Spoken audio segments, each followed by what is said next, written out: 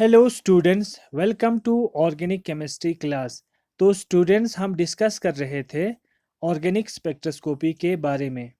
इससे previous class में हमने डिस्कस किया Woodward Fieser rule for calculating lambda max in case of conjugated dienes. आज हम डिस्कस करने जा रहे हैं Woodward Fieser rule for calculating lambda max in alpha beta unsaturated carbonyl compounds. तो इससे प्रीवियस क्लास में हमने देखा कि वुडवर्ड फीजर रूल एक एम्पिरिकल रूल है। इन्होंने क्या किया था, बहुत सारे कंपाउंड्स को स्टडी किया, फिर इसके बाद एक रूल फार्मूलेट किया। उस रूल में हमें क्या करना होता है, कुछ बेस वैल्यू याद रखने होते हैं और उन पे हमें कुछ इंक्रीमेंट्स ऐड करने होते हैं।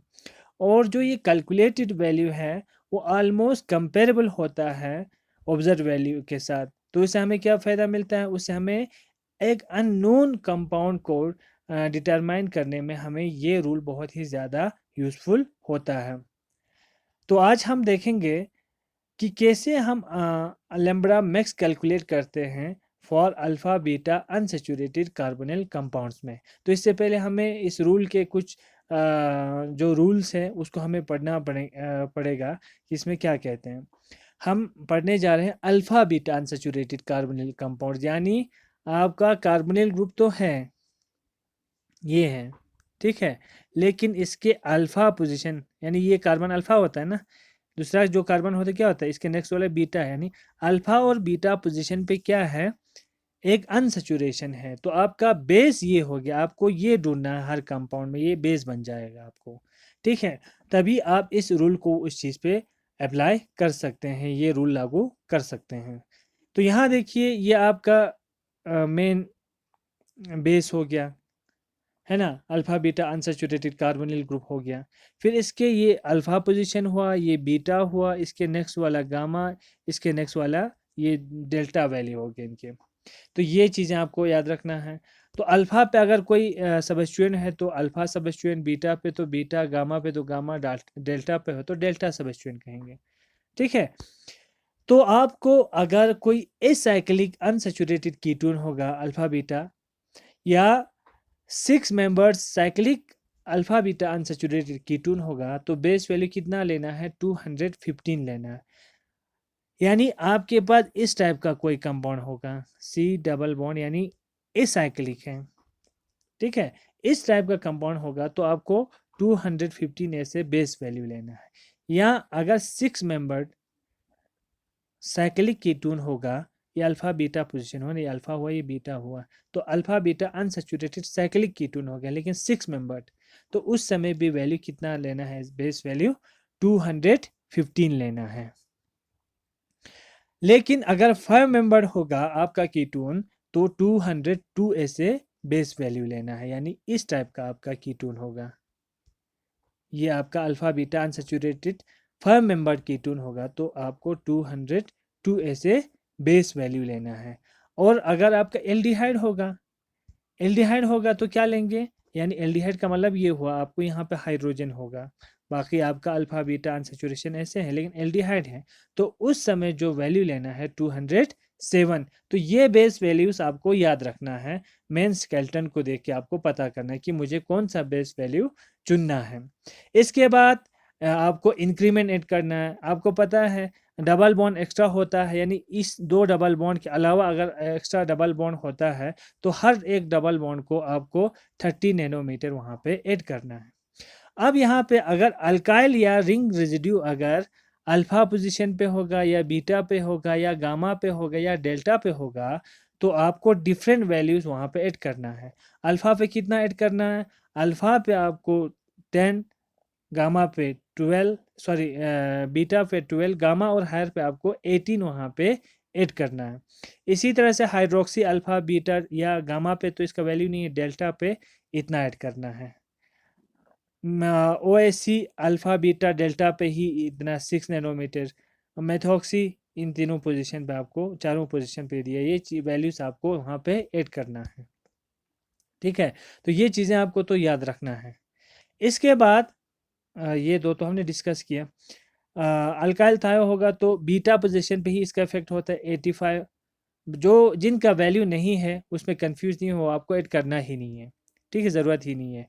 तो क्लोरीन पे सिर्फ अल्फ़ा और बीटा पोजीशन पे वैल्यू, बीटा ब्रोमीन में होगा तो अल्फ़ा और बीटा पे, ये चीज़ें आप खुद देख सकते हैं, ठीक है। एक्सोसाइक्लिक कार्बन डबल बॉन्ड होगा तो 5, जो पहले हमने डिस्कस किया है ऑलरेडी। लेकिन यहाँ एक याद रखने की है कि होमो एन्यूलर डाइन कंपोनेंट होगा तो आपको 35 नैनोमीटर यहाँ पे ऐड करना है। से फॉर एग्जांपल इस टाइप का कोई कंडीशन आते हैं आपको, ये आपको 6 मेंबर्ड हेट्रोसाइक्लिक सॉरी 6 मेंबर्ड आपको साइक्लिक कीटोन है, ठीक है। तो सिंपल सा है, कोई प्रॉब्लम नहीं है। लेकिन इसमें अगर आपको ऐसा आता है, यहाँ पे डबल बॉन्ड आ रहे हैं, एक यहाँ पे क्या आ रहे हैं, डबल बॉन्ड, ये डबल बॉन्ड है, ठीक है। अब देखिए ये आपका बेस हो गया, 215 वहाँ पे ऐड करेंगे, और इसमें एक्स्ट्रा कंजुगेशन के अलावा ये अगर इस रिंग को हम ऐसे देखेंगे,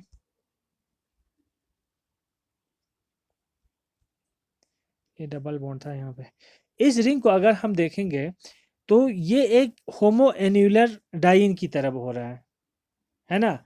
तो ये एक होमो एन्यूलर डाइन कंडीशन यहाँ पे आ जाते हैं, तो उस समय आपको 39 नैनोमीटर फिर से ऐड करना है। 39 नैनोमीटर होमो एन्यूलर की वजह से, और एक एक्स्ट्रा कंजुगेशन का भी आपको ऐड करना है।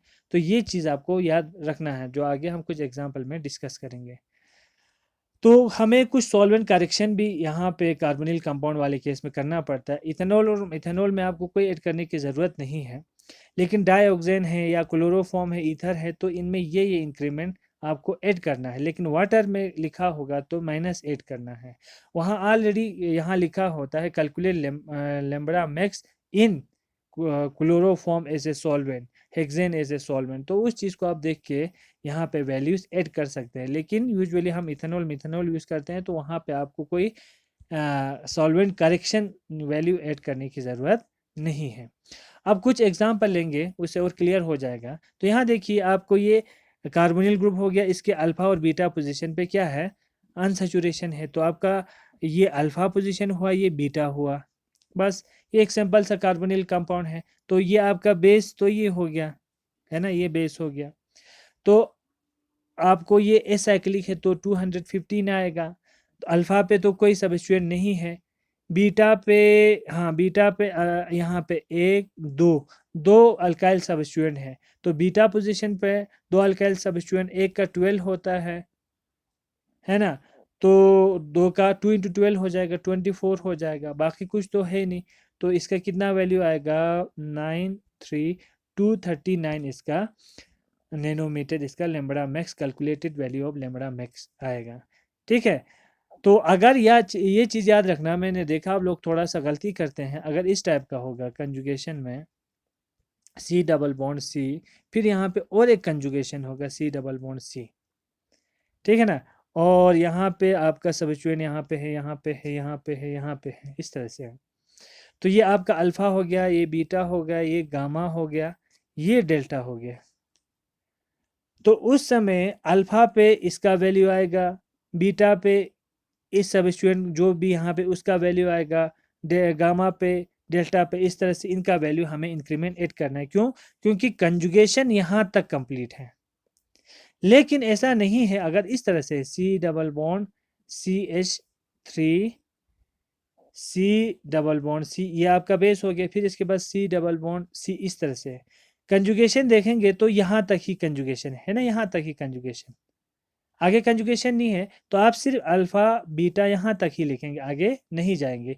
यानी अब ये जो पार्ट होगा ये बीटा पे ऐसे सब्स्टिट्यूएंट माना जाएगा ना, यहाँ पे आप यहाँ भी गामा ऐड करेंगे, ऐसा करना नहीं है, ठीक है। तो याद रखना, जहाँ तक कंजुगेशन है वहाँ तक अल्फा बीटा गामा डेल्टा तक जाना है, बाकी उससे आगे नहीं जाना है। अगर कंजुगेशन नहीं होगा तो आगे फिर से नहीं जाना है, जहाँ तक कंजुगेशन है वहाँ तक आपको रुकना है।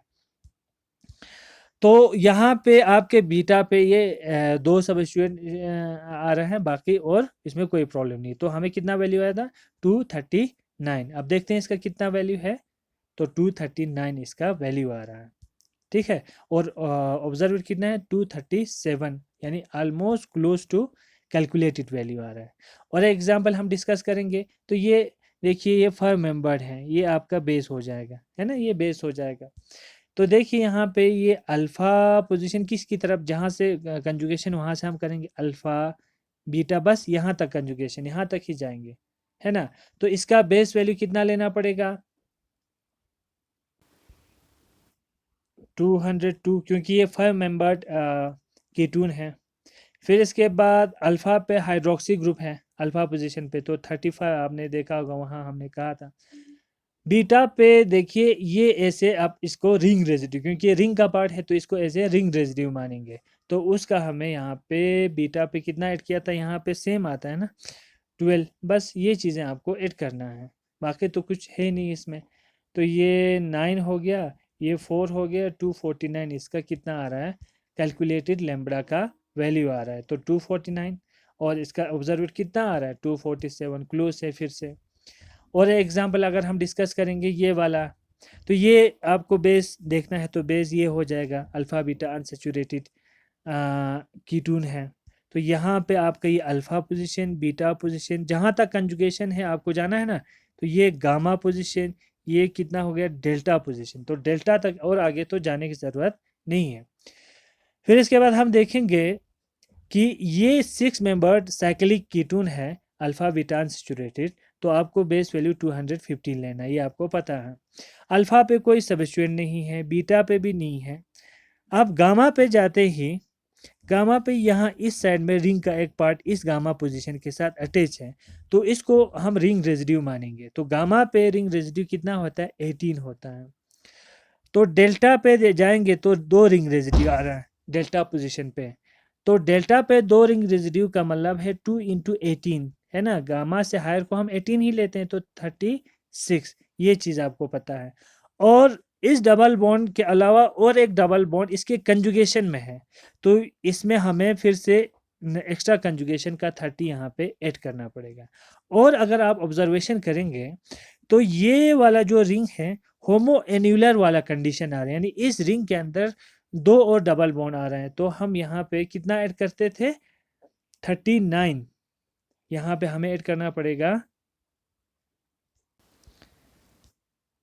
39, यहाँ पे ऐड करेंगे तो कितना आ रहा है, 9 6 15 हो गया, 23 हो गया, 28 हो गया, फिर 2 कैरी, 3 4 5 6 7 8 9 10 11 12 13, तो यहाँ एक कैरी हो, 338 इसका लेमड़ा का वैल्यू आ रहा है, ये चीज़ आपको याद रखना है, 338, ठीक है। तो याद रखना यहाँ पे हाइड्रोक्सी ग्रुप हमने क्यों नहीं लिए, क्योंकि ये हाइड्रोक्सी ग्रुप इसके साथ कंजुगेशन में नहीं है। तो अगर ये डबल बॉन्ड यहाँ की जगह पे यहाँ होता, यहाँ डबल बॉन्ड होता, तो उस समय इस हाइड्रोक्सी ग्रुप को हम काउंट करते, फिर उस समय हम अल्फा बीटा गामा डेल्टा हम ऐसे जाते हैं, ठीक है, इसको हम रिंग रेजिड्यू भी मानते हैं, ठीक है।